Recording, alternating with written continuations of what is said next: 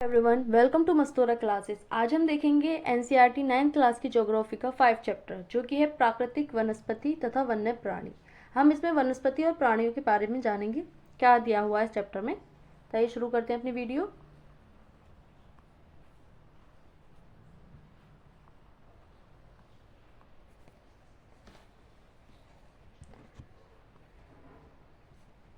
तो हम सभी अपने घर के जो आसपास हैं, यहाँ पर हम देखते हैं कि जितने भी वृक्ष झाड़ियाँ होती हैं, पशु पक्षी होते हैं, अलग अलग तरह के हमें दिखाई देते हैं स्कूल के पास में, घर के पास में, जहाँ भी हम जाते हैं।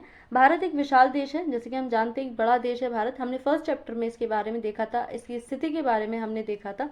ये अनेक जैव विविधताओं से जो है भरा हुआ है। हमारे भारत में अनेक प्रकार की जैव विविधताएं दिखाई देती हैं। पेड़ पौधे इतनी तरह की, जो हमारी वृक्ष हैं, झाड़ियां हैं, घास फूस है, वो अलग अलग तरह से दिखाई देती है। यहाँ पर जो जीव जंतु हैं वो दिखाई देते हैं, अलग अलग पशु पक्षी दिखाई देते हैं। तो हमारे यहाँ पर बहुत सारी जैव विविधता है। हमारा देश भारत विश्व के मुख्य 12 जैव विविधता वाले देशों में से एक है। लगभग 47,000 विभिन्न जातियों के पौधे पाए जाने के कारण यह देश विश्व में 10वें स्थान पर और एशिया के देशों में चौथे स्थान पर आता है। पूरे एशिया में। भारत में लगभग 15,000 फूलों के पौधे हैं, जो कि विश्व में फूलों के पौधों का 6% है। पूरे विश्व से अगर तुलना करें तो 6% भारत में पाए जाते हैं। इस देश में बहुत से बिना फूलों के पौधे हैं, जैसे कि फर्न, शैवाल, जिसको एलेगी कहते हैं, तथा कवक, फंजई भी एक जो है इनको पाए जाते हैं। ये भी पौधे होते हैं जिन पर फूल नहीं लगते हैं। भारत में लगभग 90,000 जातियों के जानवर तथा विभिन्न प्रकार की मछलियां ताजे तथा समुद्री पानी की पाई जाती हैं। प्राकृतिक वनस्पति का अर्थ है कि वनस्पति का वह भाग जो कि मनुष्य की सहायता के बिना अपने आप पैदा हो जाता है। जैसे कि हम मानसून के टाइम पर देखते हैं, जब बारिश वगैरह का टाइम होता है तो हम देखते हैं अलग अलग जगह से घास फूस उग जाती है। उसको प्राकृतिक वनस्पति कहा जाता है, जो कि मानव द्वारा नहीं उसको उगाया जाता है। लंबे समय तक उस पर बनी मानवीय प्रभाव नहीं पड़ता, इसे अक्षत वनस्पति कहते हैं। अतः विभिन्न प्रकार की कृषिकृत फसलें, फल और बागान वनस्पति का भाग तो हैं, परंतु प्राकृतिक वनस्पति नहीं है। जो फसल होती हैं कृषि वगैरह, जैसे कि गेहूं है, चावल है, और जो फल होते हैं, बागान होते हैं, वो प्रकृति जो वनस्पति हैं, वनस्पति के अंतर्गत तो आती हैं, लेकिन प्राकृतिक वनस्पति नहीं है, क्योंकि प्राकृतिक वनस्पति अपने आप जो है पैदा होती है, जबकि जो मानव निर्मित होती है, जैसे कि कृषि वगैरह, जो मानव अपनी जरूरत के हिसाब से उसको बोता है, उसको लगाता है, तो मानव के हस्तक्षेप के बाद ही आती हैं। वनस्पति जो कि मूल रूप से भारतीय है उसे देशज कहते हैं, यानी कि जो केवल भारत में पाई जाती है उसको हम देशज वनस्पति कहते हैं। लेकिन जो पौधे भारत के बाहर से आए हैं उन्हें विदेशज पौधे कहते हैं। जो बाहर से जिनके बीज वगैरह आए हों और यहाँ पर आकर के जो है इनकी पैदावार हुई हो, तो उसको विदेशज कहते हैं। वनस्पति जगत शब्द का अर्थ किसी विशेष क्षेत्र में किसी समय में पौधों की उत्पत्ति से है। इस तरह प्राणी जगत जानवरों के विषय में बतलाता है। तो यहाँ पर वनस्पति के प्रकार बताए गए हैं कि कितने प्रकार की वनस्पति है। हमारे देश में निम्न प्रकार की प्राकृतिक वनस्पतियां पाई जाती हैं। जो प्राकृतिक वनस्पति है, यानी कि अपने आप उगने वाली, उष्ण कटिबंधीय सदाबहार वन है, उष्ण कटिबंधीय पर्णपाती वन, उष्ण कटिबंधीय कंटीले तथा झाड़ियां वन, पर्वतीय वन, मैंग्रोव वन। इनके बारे में अब हम एक एक करके देखते हैं कि क्या क्या होता है और किस प्रकार से कौन से क्षेत्र हैं वहां पर ये पाई जाती हैं। हम बात करें उष्ण कटिबंधीय वर्षा वन की, तो ये वन पश्चिमी घाटों के अधिक वर्षा वाले क्षेत्रों, लक्षद्वीप, अंडमान और निकोबार द्वीप समूहों, असम के ऊपरी भागों तथा तमिलनाडु के तट तक सीमित है। जो हमें घाट वाला तट वाला क्षेत्र यहाँ पर दिखाई देता है, यानी कि आसपास में जो हमें ऐसा क्षेत्र जहाँ पर वर्षा की अधिक मात्रा हो, वर्षा होती हो, वहां पर हमें उष्ण कटिबंधीय वर्षावन मिलते हैं, जिसकी इसके नाम से ही पता चल रहा है वर्षावन, यानी कि वर्षा के द्वारा ये पैदा होते होंगे। और उष्ण कटिबंधीय का अर्थ है, जैसे कि हमने पूरी पृथ्वी की जलवायु को बांटने के लिए जो है देखने के लिए, उसको समझने के लिए अलग अलग भागों में बांटा। उष्ण कटिबंधीय जो जलवायु हमें देखने को मिलती है वो 23.5 डिग्री नॉर्थ से लेकर 23.5 डिग्री साउथ तक की जो रेखा होती है पृथ्वी की, यानी कि 0 डिग्री भूमध्य रेखा जो है, इसके बीच वाले क्षेत्र को हम उष्ण कटिबंधीय जो है जलवायु यहाँ पर हमें पाई जाती है। इसके ऊपर जो पाई जाती है 23.5 डिग्री नॉर्थ के ऊपर, 23.5 डिग्री साउथ के जो है इधर नीचे, इन दोनों क्षेत्रों में हमें पाई जाती है उपोष्णकटिबंधीय जलवायु। ऐसे फिर शीतकटिबंध, ध्रुवीय जलवायु इस प्रकार से पाई जाती है। तो ये उष्णकटिबंधीय जलवायु है यहाँ पर, तो उष्णकटिबंधीय वर्षावन यहाँ पर देखने को मिलते हैं। तो इस प्रकार से इनको बांटा गया है। ये उन क्षेत्रों में भली भांति विकसित हैं जहां 200 सेंटीमीटर से अधिक वर्षा के साथ एक थोड़े समय के लिए शुष्क ऋतु पाई जाती है। इन वनों में वृक्ष 60 मीटर या इससे अधिक ऊंचाई तक पहुंचते हैं। चूंकि ये क्षेत्र वर्ष भर गर्म तथा आर्द्र रहते हैं, यानी कि यहाँ पर जो वृक्ष है उनकी ऊंचाई 60 मीटर तक पहुंच जाती है, क्योंकि यहाँ पर वर्षा की भी अच्छी मात्रा है और जो सूरज की किरणें वगैरह हैं जो भी वृक्ष को चाहिए वो यहाँ पर अच्छे से उपलब्ध होती है। अतः यहाँ हर प्रकार की वनस्पति, वृक्ष, झाड़ियाँ व लताएं उगती हैं। अब किसी भी वन को उगने के लिए, वृक्ष को उगने के लिए जो पौधे होते हैं उनके लिए क्या जरूरी होता है? मिट्टी कैसी है, वहाँ की जलवायु कैसी है, वर्षा है नहीं है, सूर्य के प्रकाश अच्छे से जा रहा है या नहीं। तो उन सारी चीज़ों के जो चीज़ें होती हैं वो सारे कारक होते हैं किसी भी वन को उगने के लिए, वृक्ष को उगने के लिए। तो वो यहाँ पर हमें अच्छे से दिखाई दे रहे हैं। और वनों में इनकी विभिन्न ऊंचाइयों से कई स्तर देखने को मिलते हैं। वृक्षों में पतझड़ होने का कोई निश्चित समय नहीं होता। इनमें यहाँ पर जो वन होते हैं, जो पत्ते पेड़ अपने छोड़ देते हैं, उनको हम पतझड़ कहते हैं। तो इनका कोई निश्चित समय नहीं है। अतः यह वन साल भर हरे भरे रहते हैं, क्योंकि यहाँ पर लगातार वर्षा रहती है, आर्द्रता रहती है। तो ये जो वन है कभी ऐसे नहीं होते कि बिल्कुल सारे पत्ते अपने पतझड़ हो जाए, यहाँ पर पत्ते झाड़ने पेड़। तो ये हरे भरे हमें हमेशा दिखाई देते हैं। इन वनों में पाए जाने वाले व्यापारिक महत्व के कुछ वृक्ष आबनूस, एबोनी, महोगनी, रोजवुड, रबड़ और सिंकोना, ये कुछ वृक्ष हैं जो इन क्षेत्रों में पाए जाते हैं। यहाँ पर जैसे कि मैप दिखाया गया है भारत का, ये वन को होगा प्राकृतिक वनस्पति का यहाँ पर मैप दिखाया गया है कि कहाँ कहाँ कौन कौन सी वनस्पति पाई जाती है। जैसे कि उष्णकटिबंधीय सदाबहार वन जिन पर हमेशा पत्ते रहते हैं, तो देखो हमें यहाँ पर दिखाई देता है तटीय वाले भाग में। यह है पश्चिमी घाट। पश्चिमी घाट पे हम जानते हैं यहाँ पर जो ऊंचे ऊंचे पर्वत हैं, इनसे टकराकर नमी वाली जो हवा है वो यहाँ पर वर्षा करती है, और वर्षा की अधिक मात्रा होने के कारण यहाँ पर हमें सदाबहार वन देखने को मिलते हैं। ऐसे ही जो हमारा पूर्वी घाट है, पूर्वी घाट पर भी हमें सदाबहार वन देखने को मिलते हैं। अंडमान निकोबार में और लक्षद्वीप में भी हमें सदाबहार वन देखने को मिलते हैं। इसी प्रकार से जो हमारा पूर्व वाला क्षेत्र है, जो हमारा पूर्वी है, जहाँ पर अरुणाचल प्रदेश वगैरह और ये नागालैंड, मिजोरम, त्रिपुरा, मेघालय, तो यहाँ पर भी हमें जो सदाबहार वन है वो देखने को मिलते हैं। उष्णकटिबंधीय पर्णपाती वन यानी कि जो उष्णकटिबंधीय क्षेत्र में ही पड़ते हैं, लेकिन यहाँ पर क्या है कि जो यहाँ के वाले वन होंगे, जो उष्णकटिबंधीय पर्णपाती वन है, वो वन जो पेड़ हैं अपने पत्ते छोड़ देते हैं, जबकि सदाबहार में उनमें पत्ते लगे रहते हैं। कोई टाइम नहीं होता उनका कब पत्ते छोड़ेंगे, या बिल्कुल पूरी तरह से पत्ते नहीं छोड़ते हैं। पर्णपाती में पूरी तरह से जो पेड़ होते हैं वो अपने पत्ते छोड़ देते हैं। जैसा कि हमें यहाँ पर क्षेत्र देखने को मिल सकता है, ये उष्णकटिबंधीय पर्णपाती वनों वाला क्षेत्र है। जितना भी ये उत्तर प्रदेश, बिहार वाला क्षेत्र है और ये मध्य प्रदेश वाला क्षेत्र, यहाँ पर हमें पर्णपाती वन दिखाई देते हैं। पर्वतीय वन पर्वतों वाले क्षेत्र में दिखाई देते हैं, जैसे कि जम्मू कश्मीर, लद्दाख और उत्तराखंड, हिमाचल प्रदेश वाला जो क्षेत्र है, या अरुणाचल प्रदेश वाला, सिक्किम वाला, यहाँ पर हमें पर्वतीय वन देखने को मिलते हैं। मैंग्रोव वन जो है वो हमें तटीय वाले क्षेत्रों में ज्यादातर देखने को मिलते हैं, जैसे कि यहाँ पर दिखाया गया है छोटा सा पश्चिम बंगाल वाला क्षेत्र और ये कोने पर। तो यहाँ पर हमें मैंग्रोव वन देखने को मिलते हैं। ये तटीय क्षेत्रों पर ही होते हैं। उष्णकटिबंधीय कंटीले वन जो होते हैं ये सूखे में होते हैं, जैसे कि हमें गुजरात, राजस्थान वाला क्षेत्र देखने को मिल रहा है। तो इस प्रकार से जो हमारी वनस्पति है वो अलग अलग क्षेत्रों में पाई जाती है, क्योंकि वहाँ की जो भौगोलिक स्थिति है, जलवायु है, वो अलग है। इन वनों में सामान्य रूप से पाए जाने वाले जानवर हाथी, बंदर, लैमूर और हिरण हैं। एक सींग वाले गैंडे असम और पश्चिमी बंगाल के दलदली क्षेत्र में मिलते हैं, यानी कि जो यहाँ पर प्रजाति है जानवरों की, वो यहाँ पर ये वाले जानवर हमें देखने को मिलते हैं। इसके अतिरिक्त इन जंगलों में कई प्रकार के पक्षी, चमगादड़ तथा कई रेंगने वाले जीव भी मिलते हैं। पक्षी भी इनमें रहते हैं। तो यहाँ पर दिखाया गया है उष्णकटिबंधीय सदाबहार वन। इसकी जो ऊंचाई है, यानी कि जो यहाँ पर हमें वृक्ष और पौधे वगैरह देखने को मिलते हैं, 1.5 मीटर से लेकर के 60 मीटर तक की ऊंचाई में यहाँ पर वन होते हैं। उष्णकटिबंधीय पर्णपाती वनों की अगर हम बात करें, जैसे कि अभी हमने मैप में देखा, जो उत्तर प्रदेश वाला क्षेत्र है, मध्य प्रदेश वाला क्षेत्र है, वहाँ पर इनकी उपस्थिति मिलती है। तो ये भारत में सबसे बड़े क्षेत्र में फैले हुए हैं। सबसे ज्यादा हमें उष्णकटिबंधीय पर्णपाती वन देखने को मिलते हैं। इन्हें मानसूनी वन भी कहते हैं, और ये उन क्षेत्रों में विस्तृत हैं जहाँ 7 से 70 सेंटीमीटर से 200 सेंटीमीटर तक वर्षा होती है। अब ये जो क्षेत्र में विस्तृत हैं, इनको मानसूनी वन जो है इसलिए कहा जाता है क्योंकि यहाँ पर मानसून आने पर यानी वर्षा वाले दिनों में जो ये हमारे वन होते हैं हरे भरे हो जाते हैं, यानी कि वर्षा पर ये अत्यधिक निर्भर करते हैं। इस प्रकार के वनों में वृक्ष शुष्क ग्रीष्म ऋतु में 6 से 8 सप्ताह के लिए अपनी पत्तियां गिरा देते हैं। ये पूरी तरह से अपनी पत्तियां छोड़ देते हैं, जिसके बाद में मानसून आने पर नई पत्तियां इनमें आती हैं। जल की उपलब्धि के आधार पर इन वनों को आर्द्र तथा शुष्क पर्णपाती वनों में विभाजित किया जाता है। अब इसको भी दो टाइप से बांट देते हैं, एक आर्द्र वन और एक शुष्क वन। इनमें से आर्द्र या नम्न पर्णपाती वन उन क्षेत्रों में पाए जाते हैं जहां 100 सेंटीमीटर से 200 सेंटीमीटर तक वर्षा होती है। अतः ऐसे वन देश के पूर्वी भागों, उत्तर पूर्वी राज्यों, हिमालय के गिरिपथ प्रदेशों, झारखंड, पश्चिमी उड़ीसा, छत्तीसगढ़ तथा पश्चिमी घाटों की पूर्वी ढालों में पाए जाते हैं। ये इन क्षेत्रों में ये जो वन है इनको देखने को मिलते हैं। ये सागौन इन वनों की सबसे प्रमुख जाति है। जो सागौन है, सागौन के पेड़ इनमें सबसे ज्यादा पाए जाते हैं। बांस, साल,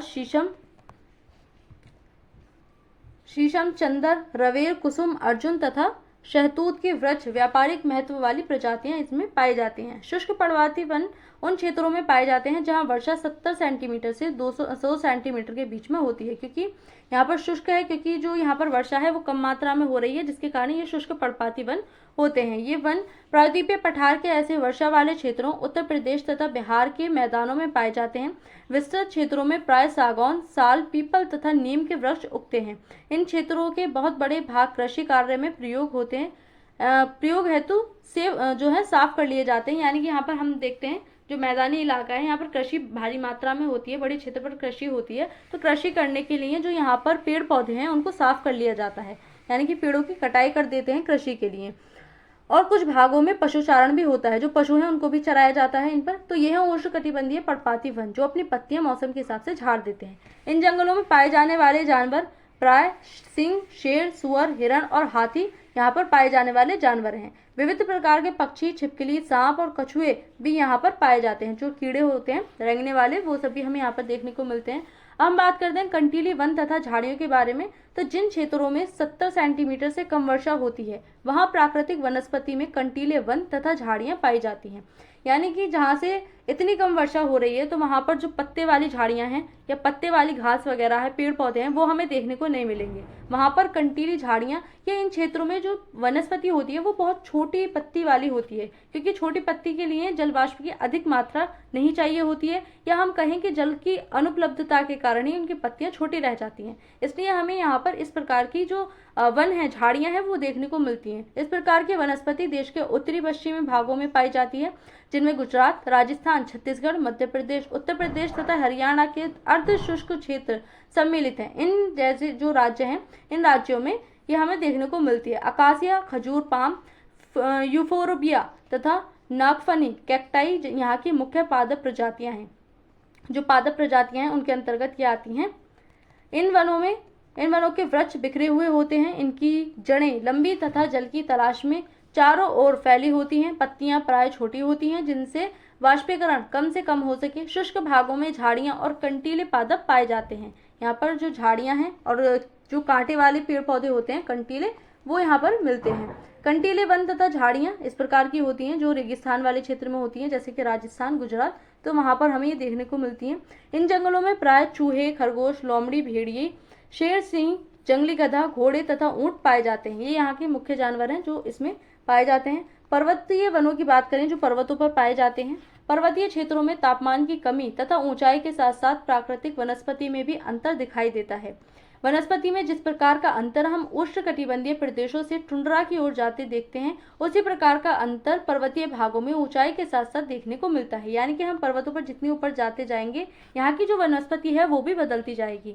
1000 मीटर से 2000 मीटर तक की ऊंचाई वाले क्षेत्रों में अर्धशीतोष्ण कटिबंधीय वन पाए जाते हैं। जैसे कि मैंने कहा था कि 23.5 से ऊपर जाने पर, इधर की साइड अगर हम जाएंगे ध्रुव की ओर, तो यहाँ पर हमें शीतोष्ण कटिबंधीय जलवायु देखने को मिलती है। और शीतोष्ण कटिबंधीय जलवायु देखने के कारण यहाँ पर हमें शीतोष्ण कटिबंधीय वन पाए जाते हैं। ऐसे ही दक्षिण की ओर जाने पर 23.5 की नीचे को जाएंगे तो वो उष्ण कटिबंधीय वन हमें वहां पर भी देखने को मिलेंगे। इनमें चौड़ी पत्ती वाले ओक तथा चेस्टनट जैसे वृक्षों की प्रधानता होती है। 1500 से 3000 मीटर की ऊंचाई के बीच शंकुधारी वन जो शंकुधारी होते हैं वृक्ष, जो मतलब एक तरह के शंकु की शेप में होते हैं इस प्रकार से, तो वो जैसे कि चीड़, पाइन, देवदार, सिल्वर फर, स्प्रूस, सीडर आदि यहाँ पर पाए जाते हैं। ये वन प्राय हिमालय की दक्षिणी ढलानों, दक्षिण और उत्तर पूर्व भारत के अधिक ऊंचाई वाले भागों में पाए जाते हैं।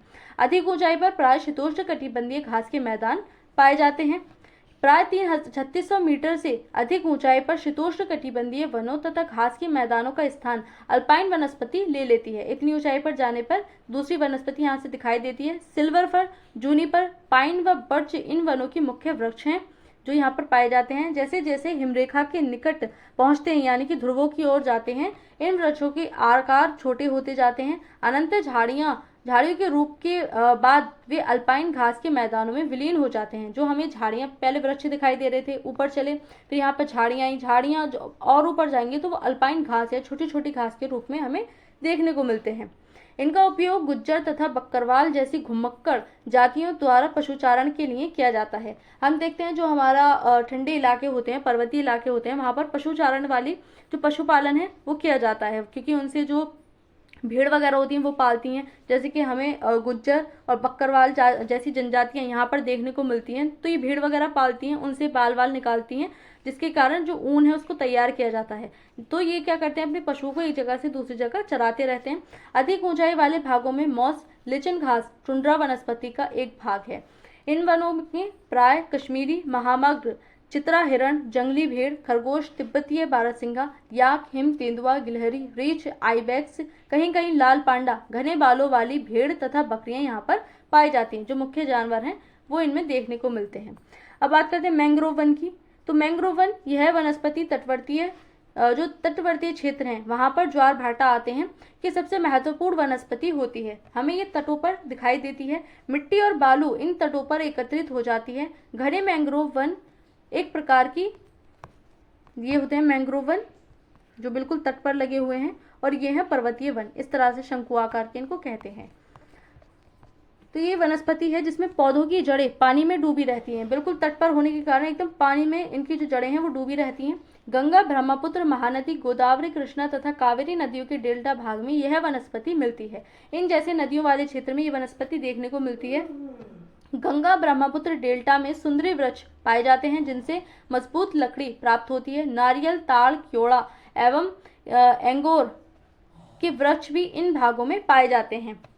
इस क्षेत्र का रॉयल बंगाल टाइगर प्रसिद्ध जानवर है। जो रॉयल बंगाल टाइगर है वो हमें इस क्षेत्र में देखने को मिलता है। इसके अतिरिक्त कछुए, मगरमच्छ, घड़ियाल एवं कई प्रकार के सांप भी इन जंगलों में पाए जाते हैं। जो घड़ियाल है वो मगरमच्छ की ही एक जनजाति है, और मगरमच्छ की जाति होने के कारण ये केवल भारत में ही पाई जाती है, कहीं और नहीं पाई जाती, जिसको हम कहते हैं कि ये देशी प्रजाति है।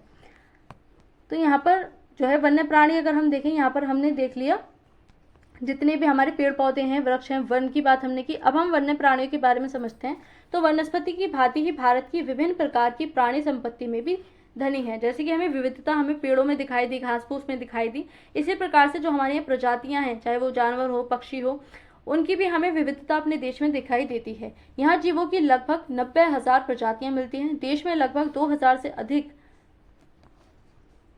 पक्षियों की प्रजातियां पाई जाती हैं। यह कुल विश्व का 13% है। अगर पूरे विश्व की बात करें तो 13% विविधता हमें हमारे देश में दिखाई देती है। यहाँ मछलियों की 2546 प्रजातियां हैं जो विश्व की लगभग 12% है। भारत में विश्व के 5 से 8% तक उभयचरी, सरीसृप तथा स्तनधारी जानवर भी पाए जाते हैं। स्तनधारी जानवरों में हाथी सबसे महत्वपूर्ण है। ये असम, कर्नाटक और केरल के उष्ण तथा आर्द्र वनों में पाए जाते हैं। एक सींग वाले गैंडे अन्य जानवर हैं जो पश्चिमी बंगाल तथा असम के दलदली क्षेत्रों में रहते हैं। जो एक सींग वाला गैंडा है वो असम वाले क्षेत्र में, और पश्चिम बंगाल वाला जो दलदली क्षेत्र है वहां पर हमें देखने को मिलता है। जहां पर असम में हमें एक जो महत्वपूर्ण वहां पर डिब्रूगढ़ हमें दिखाई देता है, जो राष्ट्रीय उद्यान है, जहां पर एक सींग वाला गैंडा देखने को मिलता है। कच्छ के रण तथा थार मरुस्थल में क्रमशः जंगली गधे तथा ऊंट रहते हैं। भारतीय भैंसा, नीलगाय, चौसिंगा, छोटा मृग, गेजल तथा विभिन्न प्रजातियों वाले हिरण आदि कुछ अन्य जानवर हैं जो भारत में पाए जाते हैं। यहाँ बंदरों की भी अनेक प्रजातियां पाई जाती हैं। जो भारत यहाँ पर बंदरों में भी बहुत बड़ी विविधता देखने को मिलती है। भारत जीव सुरक्षा अधिनियम सन 1972 में लागू किया गया था, जो जीवों की सुरक्षा है, क्योंकि हम पहले देख रहे थे अंग्रेजों के टाइम पर वो जीव हत्या कर रहे थे। शिकार वाली प्रथा थी उनके यहाँ, शिकार करते थे वो अपने मनोरंजन के लिए, तो उसको रोक लगाते हुए 1972 में क्या किया गया, उनको लागू किया गया था, ताकि जो जीव हैं उनकी सुरक्षा की जा सके, क्योंकि उनकी जो जनसंख्या थी वो घटती जा रही थी।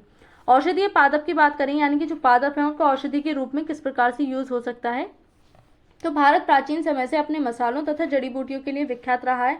आयुर्वेद में लगभग 2000 पादपों का वर्णन है और कम से कम 500 तो निरंतर प्रयोग में आते रहे हैं। विश्व संरक्षण संघ ने लाल सूची के अंतर्गत 352 पादपों की गणना की, जिसमें से 52 पादप अति संकटग्रस्त हैं, यानी कि अब विलुप्त होने की कगार पर हैं वो, और 49 पादपों को विनष्ट होने का खतरा है। भारत में प्राय औषधि के लिए प्रयोग होने के वाले कुछ पादप यहाँ पर दिखाए गए हैं, जैसे कि सर्पगंधा, यह रक्तचाप के निदान के लिए प्रयोग होता है और केवल भारत में ही पाया जाता है। ये जो सर्पगंधा है वो भारत में ही मिलती है। जामुन, पके हुए फल से सिरका बनाया जाता है, जो कि वायुसारी और मूत्रवर्धक है और इसमें पाचन शक्ति के भी गुण हैं। बीज का बनाया हुआ पाउडर मधुमेह, डायबिटीज रोग में सहायता करता है। जो जामुन होती है वो डायबिटीज के लिए बहुत अच्छी मानी जाती है। अर्जुन, ताजे पत्तों का निकाला हुआ रस कान के दर्द के इलाज में सहायता करता है। यह रक्तचाप की नियमितता के लिए भी लाभदायक होता है। बबूल, इसके पत्ते आंख की फुंसी, जो आंखों में फुंसी फोड़े निकल जाते हैं, फुंसी जो होती है छोटी छोटी सी, उसमें लाभदायक होता है। इससे प्राप्त गोंद का प्रयोग शारीरिक शक्ति की वृद्धि के लिए होता है, जो गोंद बनाया जाता है। नीम जैव और जीवाणु प्रतिरोधक है। तुलसी पादप जुकाम और खांसी की दवा में प्रयोग किया जाता है, आज भी इसको तो हम प्रयोग होते हुए देखते हैं। कचनार, फोड़ा, अल्सर व दमा रोगों के लिए प्रयोग होता है। इस पौधे की जड़ और कली पाचन शक्ति में सहायता करती है। तो यहाँ पर हम देखते हैं जितने अलग अलग पादप हैं हमारे भारत में, लेकिन इनको छोड़ करके जो हमारी जनसंख्या है वो अंग्रेजी दवाइयों की तरफ जा रही है। इन जैसे छोटे छोटे नुस्खों को, इन पेड़ पौधों को जो है हमने विलुप्त कर दिया है और आज के टाइम में बहुत कम दिखाई देते हैं। तो यहाँ पर दिखाया गया है, भारत विश्व के एक अकेला ऐसा देश है जहाँ शेर तथा बाघ दोनों पाए जाते हैं। यानी कि भारत विश्व में अकेला मात्र ऐसा देश है जहाँ बाघ और शेर पाए जाते हैं, कहीं वरना कहीं पर शेर मिलते हैं तो कहीं पर बाघ मिलते हैं। भारतीय शेरों का प्राकृतिक वास स्थल गुजरात में गिर जंगल है, जो गिर है राष्ट्रीय उद्यान, वहां पर शेर देखने को मिलते हैं। बाघ मध्य प्रदेश तथा झारखंड के वनों, पश्चिमी बंगाल के सुंदरवन तथा हिमालय क्षेत्रों में पाए जाते हैं। बिल्ली जाति के सदस्यों में तेंदुआ भी है, यह शिकारी जानवरों में मुख्य है। जो तेंदुआ आता है ये सब शिकारी जानवर हैं। हिमालयी क्षेत्रों में पाए जाने वाले जानवर अपेक्षाकृत कठोर जलवायु को सहन करने वाले होते हैं, जो अत्यधिक ठंड में भी जीवित रहते हैं। लद्दाख की बर्फीली ऊंचाइयों में याक पाए जाते हैं, जो गुच्छेदार सींगों वाला बैल जैसा जीव है, जिसका भार लगभग 1 टन होता है। तिब्बतीय बारहसिंगा, बारल जो भारल है, नीली भेड़, जंगली भेड़ तथा कियांग तिब्बती जंगली गधे की भी यहाँ पाए जाते हैं। कहीं कहीं लाल पांडा भी कुछ भागों में यहाँ पर देखने को मिलता है। नदियों, झीलों तथा समुद्री क्षेत्रों में कछुए, मगरमच्छ और घड़ियाल पाए जाते हैं। घड़ियाल मगरमच्छ की एक प्रजाति का एक ऐसा प्रतिनिधि है जो विश्व में केवल भारत में पाया जाता है। ये जो घड़ियाल है बिल्कुल एक तरह से मगरमच्छ की तरह होता है, मगरमच्छ की एक प्रजाति है और जो केवल भारत में ही पाया जाता है, अन्य किसी भी देश में ये नहीं मिलेगा। भारत में अनेक रंग बिरंगे पक्षी पाए जाते हैं। मोर, बत्तख, तोता, मैना, सारस तथा कबूतर आदि कुछ पक्षी प्रजातियां हैं जो देश के वनों तथा आर्द्र क्षेत्रों में रहती हैं। हमने अपनी फसलें जैव विविधता पर्यावरण से चुनी है, यानी खाने योग्य पौधों के निचय से हमने बहुत से औषधि पादपों का प्रयोग कर उनका चुनाव किया है। दूध देने वाले पशु भी प्रकृति द्वारा दिए बहुत सारे जानवरों में से चुने गए हैं। जानवर में हमें बोझा ढोने, कृषि कार्य तथा यातायात साधन के रूप में मदद करते हैं। इनसे मांस एवं अंडे भी प्राप्त होते हैं, दूध प्राप्त होता है, बाल प्राप्त होते हैं। मछली से पौष्टिक आहार मिलता है। बहुत से कीड़े मकोड़े फसलों, फलों और वृक्षों के परागण में मदद करते हैं। जो केंचुआ होता है वो कृषि के लिए काफी अच्छा माना जाता है, क्योंकि वो मिट्टी की जो है उसको निकालता रहता है। हानिकारक कीड़ों पर जैविक नियंत्रण रखते हैं। प्रत्येक प्रजाति का पारिस्थितिक तंत्र में योगदान है। जो हमारी पारिस्थितिक तंत्र होता है उसमें सभी छोटे बड़े जीव का योगदान रहता है, अतः उनका संरक्षण अनिवार्य है। जैसा पहले बताया गया है कि मनुष्य द्वारा पादपों और जानवरों के अत्यधिक उपयोग के कारण पारिस्थितिक तंत्र असंतुलित हो गया है। लगभग 1300 पादप प्रजातियां संकट में हैं तथा 20 प्रजातियां विनष्ट हो चुकी हैं। काफी वन्य जीवन प्रजातियां भी संकट में हैं और कुछ विनष्ट हो चुकी हैं, यानी कि कुछ होने की कगार पर हैं लुप्त, और कुछ हो भी चुकी हैं। पारिस्थितिकी तंत्र के असंतुलन का मुख्य कारण लालची व्यापारियों का अपने व्यवसाय के लिए अत्यधिक शिकार करना है। जो हमारी प्रजातियां हैं उनका शिकार, जैसे कि हमें देखने को मिला, बाघ, चीता, शेर, इनकी जो प्रजातियां वो काफी कम हो गई है क्योंकि उनका शिकार बहुत बड़ी मात्रा में हुआ। रासायनिक और औद्योगिक अपशिष्ट तथा तेजाबी जमाव के कारण प्रदूषण, विदेशी प्रजातियों का प्रवेश, कृषि तथा निवास के लिए वनों की अंधाधुंध कटाई पारिस्थितिक तंत्र के असंतुलन का कारण है। जो आज के टाइम पर हम पारिस्थितिक असंतुलन देखने को मिलता है, इतनी सारी जो प्रजातियां वो विलुप्त हो चुकी हैं, वो कुछ ये कारण है। प्रदूषण, कृषि के लिए पूरी जमीन को, पूरे जंगल को साफ कर दिया गया, वहां से वृक्षों को काट दिया गया, तो ये कुछ कारण रहे जिसके कारण से जो हमारा पारिस्थितिक तंत्र है उसमें इतना असंतुलन पैदा हो गया। देश में 18 जीव मंडल निचय आरक्षित क्षेत्र स्थापित किए गए हैं। इनमें से 12 सुंदरवन, नंदा देवी, मन्नार की खाड़ी, नीलगिरी, नाकरेक, ग्रेट निकोबार, सिमलीपाल, पंचमढ़ी, अचनकमक, अमरकंटक, अगस्तमलाई, कंचनजंगुआ और पन्ना की गणना विश्व के जीव मंडल निचय में की गई है। जो जीव मंडल निचय है उसके अंतर्गत ये रखे गए हैं। ये कुछ, और यहाँ पर भारत का जो है मैप दिया गया है वन्य प्राणी निचय, जहाँ जहाँ पर दिए गए हैं। तो वन्य प्राणी अभयवन अगर हम यहाँ पर देखें तो ये रेड पॉइंट्स में जितने भी दिखाए गए हैं, सरिस्का, चंद्रप्रभा, महानदी, दमपारा, कवाला, पोचेरम, अटूनगरम, ये सारे जो हैं ये रहे हैं। पक्षी अभयवन की बात करें तो यहाँ पर हमें 2 दिखाई देते हैं, रंगाडितु और वेदान थंगल, बस ये दक्षिण की तरफ ही दिखाई देते हैं।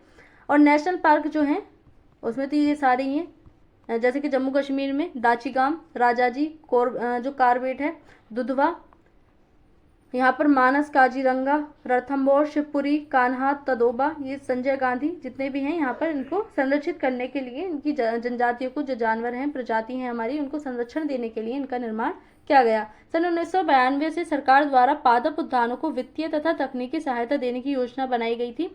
शेर संरक्षण, गैंडा संरक्षण, भारतीय भैंसा संरक्षण तथा पारिस्थितिक तंत्र के संतुलन के लिए कई योजना बनाई गई हैं। 106 नेशनल पार्क, 573 वन्य प्राणी अभयवन और कई चिड़ियाघर राष्ट्रीय पादप और जीव संपत्ति की रक्षा के लिए बनाए गए हैं, ताकि जो जीव संपत्ति है, जो जैव विविधता है, वो जो पारिस्थितिक तंत्र है वो हमारे देश में बना रहे, इसके कारण से इनका निर्माण किया गया। हम सभी को अपनी जीविता के लिए प्राकृतिक पारिस्थितिक तंत्र के महत्व को समझना चाहिए।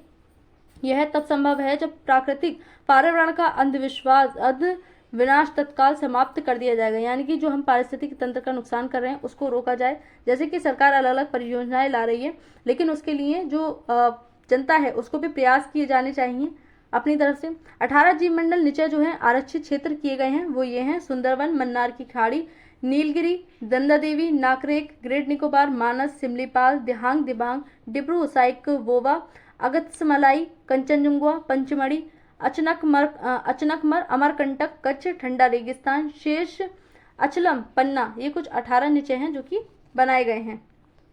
प्रवासी पक्षी कौन होते हैं?